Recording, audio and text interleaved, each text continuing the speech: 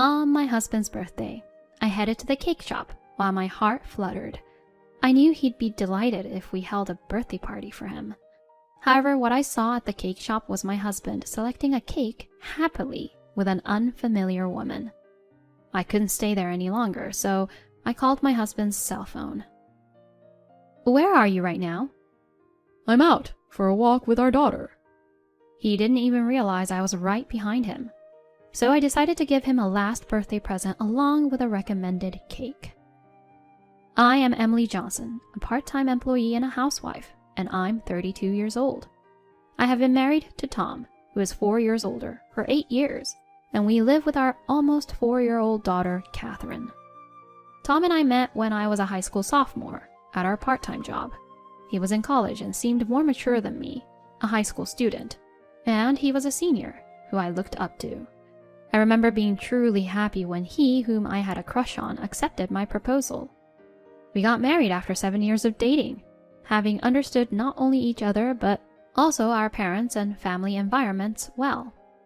After getting married, I became a housewife, while Tom, who has been working since he graduated from college, has been promoted and is currently a department head. It took some time before our daughter was born, but he showers her with love, and I thought we were one big happy family. One day, as Tom's birthday was approaching, our daughter, who has started attending kindergarten and had become interested in people's birthdays because of the monthly birthday parties, brought up the topic. "Mom, it's Dad's birthday on Sunday, isn't it?" "Yes, it is. Did you know, Catherine?" "Yeah, I asked Dad. I also know about your birthday, Mom." "Oh, really?" "Aren't we going to have a birthday party for Dad?" Since our daughter was born, we haven't celebrated my husband and I's birthdays on a large scale. At most, we would say happy birthday, convey our gratitude for the year, and make his or my favorite dish for dinner. Especially since Tom's birthday is close to our daughter's, we stopped preparing a cake, thinking it would be fine to celebrate together. Being suggested by our daughter, I thought it would be nice to properly celebrate his birthday after a long time. Excitedly, I smiled at our daughter, who was waiting for my reply. "Well, then shall we have a birthday party for Dad?" "Yes." "I think Dad will be happy." Luckily, his birthday is on a Sunday this year. I thought of inviting our in-laws, who live nearby, to celebrate his birthday. Having thought so, I contacted my in-laws and told them about the birthday party. "Then let's celebrate with a surprise without telling him." My mother-in-law was enthusiastic and willing to cooperate. Discussing with my in-laws and daughter about what kind of birthday party to have, I prepared for my husband's birthday. And then came Sunday.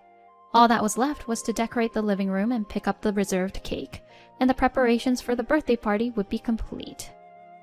However, if my husband was home while decorating, it wouldn't be a surprise. I hadn't thought about that and was wondering what to do when my husband approached me, holding our daughter's hand. "The weather is nice, so I'm thinking of going out with Catherine for a bit." "Really? Is that okay?" "You seemed busy until yesterday, and since you don't have a part-time job today, you should relax. We'll eat lunch out too." I thought my daughter might have spilled the beans about the birthday party, but it didn't seem to be the case. Gratefully realizing how much she cared for me, I thought I could now prepare for the birthday party. "Right, please take care of Catherine." "All right, I'm heading out." "Mama, I'm leaving." After seeing them off, I quickly decorated the room and decided to head to the cake shop. I had reserved a birthday cake from a memorable store my husband and I visited during our dates. Even my husband, who isn't fond of sweet things, would surely love the cake from here. A sweet fragrance wafted from inside the shop. Waiting at the end of the line, I idly looked around. The cakes displayed in the showcase were vibrant, and just watching them seemed enjoyable, but many people seemed unable to make a choice and kept staring. I sighed, thinking it would take a while before my turn came. As I checked my phone, I noticed a message from my mother-in-law. Just when I was about to open it, "With so many cakes, it's hard to choose."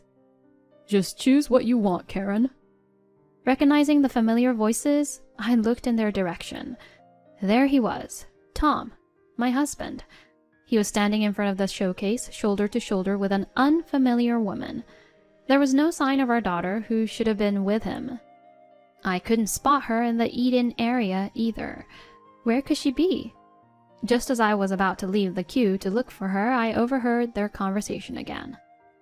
What do you recommend, Tom? I'm not too sure. Seeing him so relaxed with another woman made me wonder if my daughter was safe. Just as I decided to confront him, my phone rang. It was a call from my mother-in-law. Hello? Emily, I heard you weren't feeling well. Are you okay? Feeling unwell? Me? Tom just dropped off Catherine. He seemed in such a rush when he left, so I thought maybe you were seriously ill. So, Catherine is with you? I briefly explained the situation to my mother-in-law and hung up. Knowing my daughter's whereabouts, I could now focus on the couple in front of me. They continued their lovey-dovey conversation in front of the showcase. In that case, I want to try different ones. Is that okay? If my lovely Karen wishes for it, I might try a sweet cake today. I recalled. He never said such things like that to me when he came here with me. I watched them intently and decided to call him. When he noticed the call, he began to frown. Sorry, it's my wife. Oh, our birthday date. She just can't read the room. I'm really sorry. Seeing his reluctant attitude, I realized he no longer had feelings for me. As I walked towards them while calling, I overheard their conversation. What's up? Hello? Where are you now? Didn't I say I was taking Catherine for a walk? Oh, so you're with Catherine? Obviously. What do you want? No particular reason. All the cakes here are delicious, but if you prefer something less sweet, the fig cake is recommended. Just thought I'd tell you. Huh? What's with the sudden info? My top recommendation would be the cheesecake, but maybe no one wanted to hear the recommendation from a girl who can't read the room? Not only from the phone, but my voice directly reached my husband from behind, causing him to drop his smartphone in surprise. Seeing the cracked screen, I let out a sigh. Why are you here? That should be my line. And who might this lady be? Care to introduce her? This girl is... Seeing my husband and the woman both in a flustered state, I, on the other hand, became calm. This girl is a subordinate of... So you brought your subordinate here to enjoy cake together? Lying about walking with our daughter, who you left with your mother? Well, she wanted some advice, so I couldn't bring Catherine along. Really? You said it was a birthday date just a moment ago. Well, I heard it was the manager's birthday today, so it was more of a joke. This whole situation seems like a joke to me, you know. I called my mother-in-law while glaring at the silent two, and then I left them to my father-in-law, who promptly rushed over to the cake shop, and I went back to waiting in line. I didn't care anymore about a cheater's birthday party, but I couldn't cancel the cake I'd ordered, so I decided to go straight home after receiving the cake. When I entered the living room, my husband and the woman were sitting formally, their faces pale, surrounded by festive decorations. My daughter had been taken for a walk by my mother-in-law. I felt guilty for having troubled my in-laws so much. This isn't the place for this kind of conversation, but you are Karen, right? Is he really your manager? Yes. But it's not just a manager-subordinate relationship, right? Well... I've been watching at the cake shop, so I can understand, you know. So what do you two want to do? At my words, Karen looked up. Please, divorce him. Excuse me? You asked us what we wanted to do, right? I want to marry Tom. I am prepared to become Catherine's mother. At Karen's words, my father-in-law and I sighed simultaneously. What are you talking about? You shouldn't be the one to ask for a divorce. You think I would leave my beloved daughter to someone I don't know? But you're neglecting Tom and your daughter to go out and have fun, right? You just don't want a divorce because you're after Tom's money, even though there's no love left, right? Did my husband tell you that? Yes, that's why he said he wants to marry me. You've been in a relationship long enough to consider being married to him. It's been about half a year since we started dating, but if we love each other, we should get married. With that love, you think you can become the mother of a child born from another woman? It's Tom's child, so I think I can love her. I sighed again at Karen, who could only think about things that easily. Beside Karen, who was looking at me straightforwardly, I could see my husband getting irritated. Shut up. Be quiet for a moment. Why? Maybe now she'll agree to the divorce. I said keep quiet. My husband shouted at Karen, and then glared at me. What? I should be the one making that face. Who's the one neglecting their family to fool around with another woman? Only staying in this marriage for the money when there's no love? Who are we talking about here? I might have exaggerated a bit, but you're just working part-time. You must be relying on my income, aren't you? That's true. Currently, my income can't match yours. But that doesn't mean you get to say that I am failing as a wife and a mother, does it? That's right. Emily has been trying to build a good relationship with us since she started dating you 15 years ago. Today, she even suggested celebrating your birthday together. What? My birthday? You've never done such a thing since Catherine was born. True. This birthday party is the first in 4 years. But every year, I have conveyed my congratulations and my gratitude to you on your birthday. However, it seems it never really got through. Anyone can say those words. If you had cared more about me, I wouldn't have had an affair. Excuse me? So properly celebrating your birthday every year would be enough to show I care for you? Of course. It's a special day. So your birthday is the day you get to be the star? I'm sorry, I just can't understand that. What did you say? To begin with, you never even said the words that anyone could say on my birthday. Well, I never cared for birthday celebrations since I was a child and never wanted anything special, so it doesn't matter. Then why did you decide to have a birthday party this year? It was Catherine who suggested this idea. She must have been so happy and excited about your birthday party.